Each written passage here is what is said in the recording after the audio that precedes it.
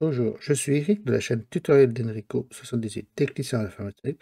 Je vous propose des tutos sur l'informatique à la portée de tous, en vulgarisant le plus possible les termes techniques employés. Nous allons aborder sur le sujet des voies IP, TOP en détail et historiquement. Ce sera un tuto théorique, mais pas pratique. Avant toute chose, restez jusqu'à la fin de cette vidéo, je vous proposerai d'autres vidéos sur les mêmes thèmes qui pourraient vous intéresser. Avant tout commencement, si vous aimez mes vidéos, je vous propose, pour les nouveaux, de vous abonner et de cliquer sur la cloche pour être informé de toutes nouvelles vidéos publiées.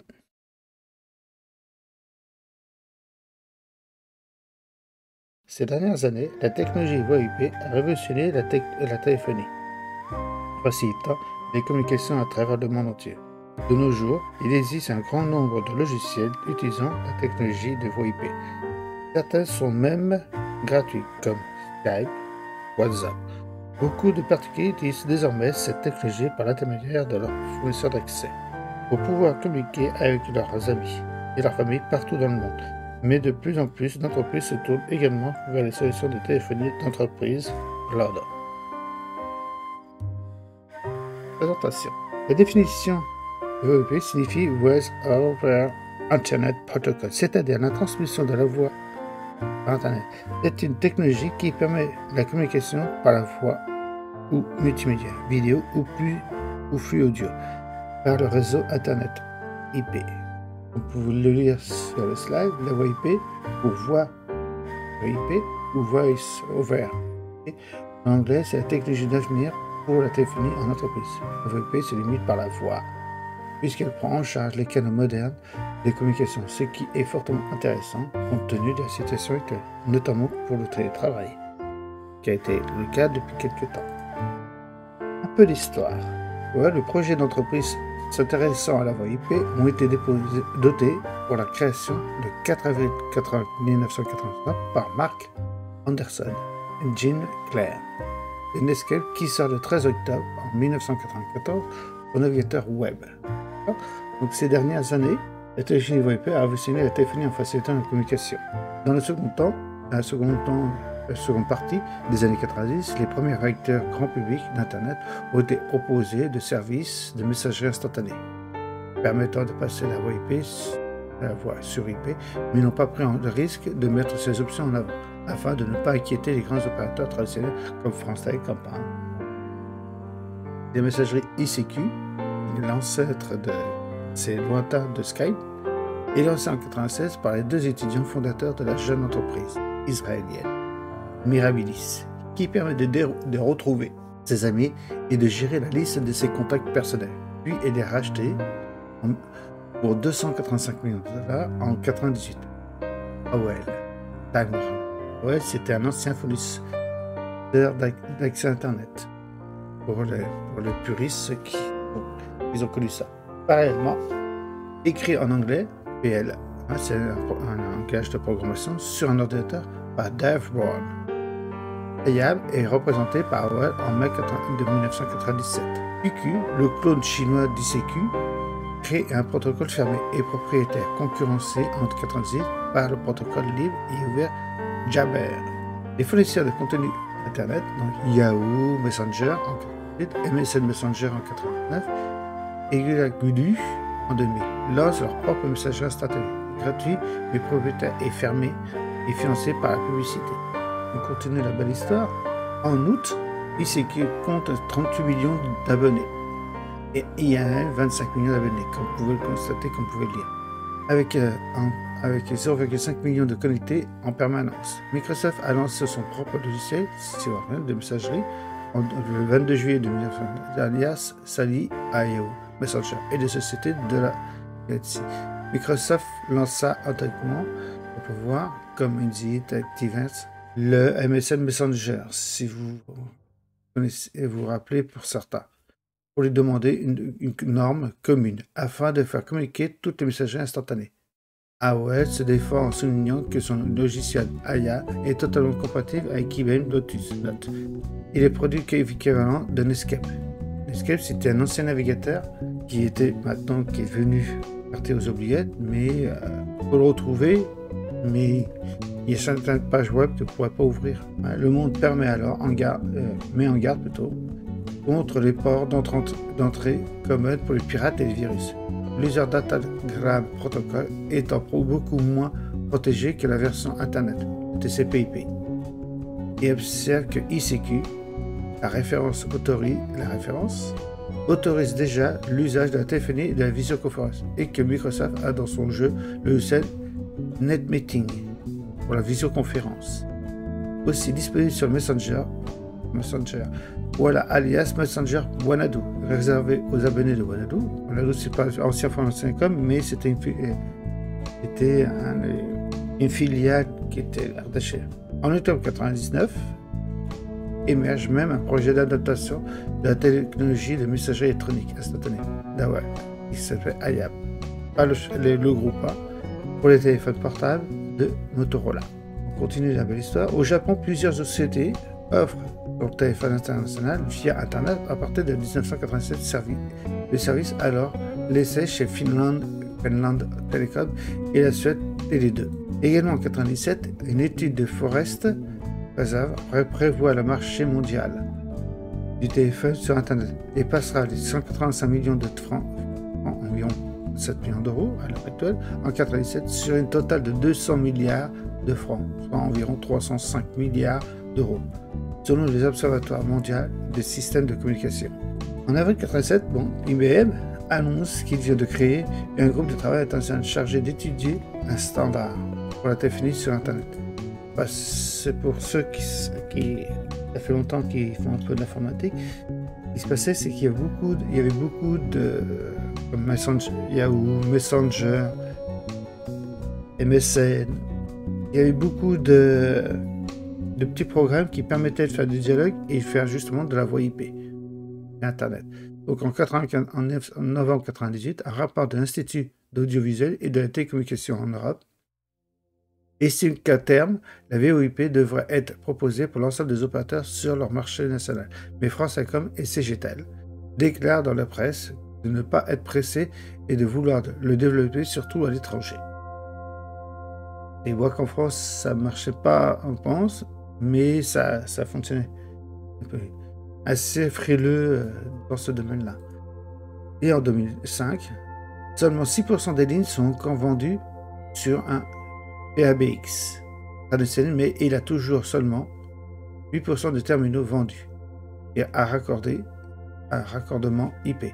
Le part de marché de l'IP étant plus forte en Angleterre qu'en France.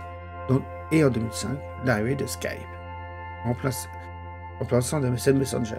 Le fonctionnement de la voie IP, utilisé pour la première fois en 1996, la téléphonie voie IP n'a cessé sa programmation jusqu'à atteindre un niveau de remarquable pour communiquer par la voix et de transmission médiale, contrairement aux lignes de RTC, réseau de téléphonie commutée traditionnel. La téléphonie voix IP n'utilise que la ligne physique. Elle passe par Internet. Cette technologie est compatible avec tous les types de réseaux numériques d'Internet, aussi bien le résidentiel que les connexions sans fil. La technologie de voix IP permet de transmettre des données via le réseau Internet. Toutes les communications par voie, celle-ci est traitée comme n'importe quelle autre donnée numérique. Elle est d'abord canalisée par le microphone comme un signal analogique, converti en signal numérique, puis comprimé par un codex codeur-décodeur. La voix est ensuite numérisée, puis convertie en temps réel en paquets numériques, qui sont ensuite envoyés par Internet et reconstruits pour retransmettre les messages originaux. Cette action est tellement rapide qu'elle n'a pas de conséquences sur la conversation en direct. Les deux interlocuteurs peuvent avoir une discussion instantanée comme depuis un téléphone classique. Donc, ce réseau historique ne permet pas de supporter des débits suffisants pour répondre aux besoins actuels. Je pense qu'en streaming et à la visioconférence, il est dépassé depuis plusieurs années, bien qu'il soit toujours indépendamment pour la téléphonie. De nombreuses entreprises utilisent toujours le réseau RTC. Ça fonctionne alors pourquoi pas changer? et dans certains cas, ces lignes sont précieuses. L'arrêt de l'infrastructure RTC signifie qu'on se dirige progressivement vers le tout IP, avec la loi sur IP, comme le TG pour exploiter le réseau IP des opérateurs, et notamment les lignes fibres optiques, malgré qu'il y en a encore un peu des réticents qui restent avec le RTC, l'ancien système. La technologie de la voie IP, comment fonctionne la téléphonie voie IP? La technologie voie IP représente un autre choix possible à la communication téléphonique.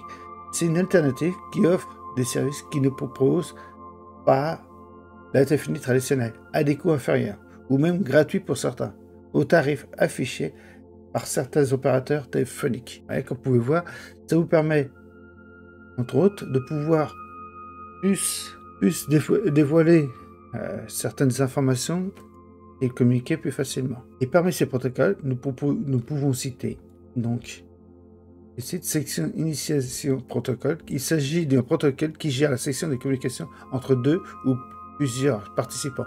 Il va initialiser la section, c'est-à-dire l'appel, maintenir cette section et il va terminer à la fin de cet appel. Le protocole SIP sert à générer des sessions multimédia et correspond à la référence RFC 3261. Il y a aussi le autre protocole RTP, Real Time Transport. Il s'agit d'un protocole standard pour la communication audio et vidéo en temps réel plutôt, sur Internet. Le protocole RTP est relié à un second protocole nommé RTCP et qui fait référence à l'aspect monitoring de qualité de transmission statistique des paquets.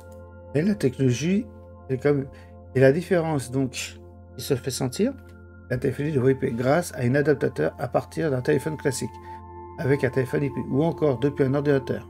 L'adaptateur est téléphonique, analogique, l'ATA, et peut-être la façon plus simple d'utiliser la téléphonie voie IP. Avec l'ATA, vous pouvez directement connecter un téléphone classique à un ordinateur ou à une connexion Internet.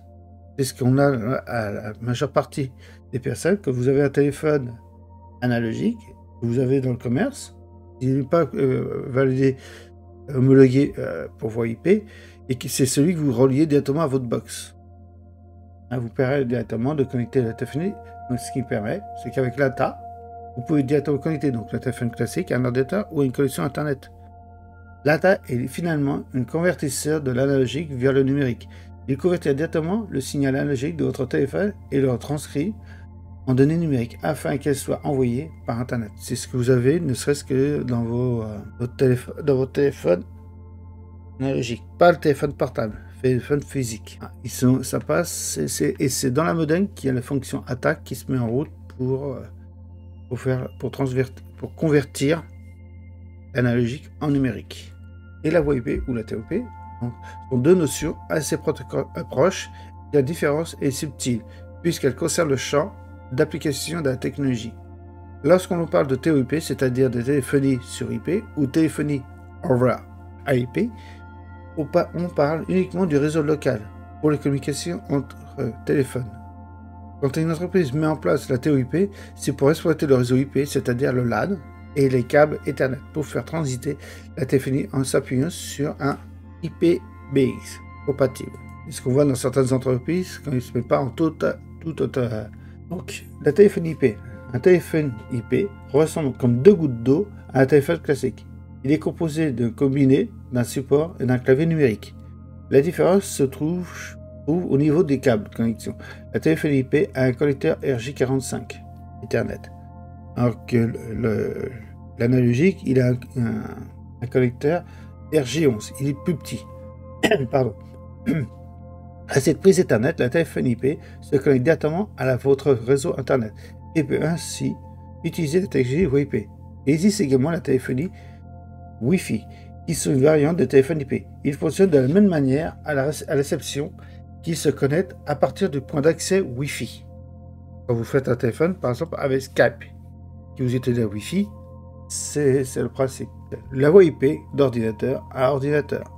C'est certainement la meilleure solution au prix le plus bas. Pour passer des appels à l'autre bout du monde, il suffit d'avoir un ordinateur et avec un microphone, des haut-parleurs, une connexion Internet et ensuite d'ajouter un logiciel, comme Skype, etc. Il existe désormais de nombreux fournisseurs comme Plus qui permet d'accéder simplement à la téléphone IP. Et si vous voulez en savoir plus sur la voie IP ou si vous voulez créer un réseau avec le protocole IP, regardez mes vidéos et pratiques. Conclusion, je vous remercie d'avoir regardé la vidéo et si cela vous intéresse que je parle sur le même sujet ou sur d'autres sujets, dites-le moi dans les commentaires. Ci-dessous, je me ferai un plaisir pour cela de vous faire une ou plusieurs vidéos et pourquoi pas de développer le ou les sujets proposés. N'hésitez pas, si vous aimez mes vidéos, de vous abonner et de cliquer sur la cloche pour être informé de toutes nouvelles vidéos publiées. Et quand je vous propose d'autres vidéos sur le même thème qui pourraient vous intéresser. Merci, au revoir.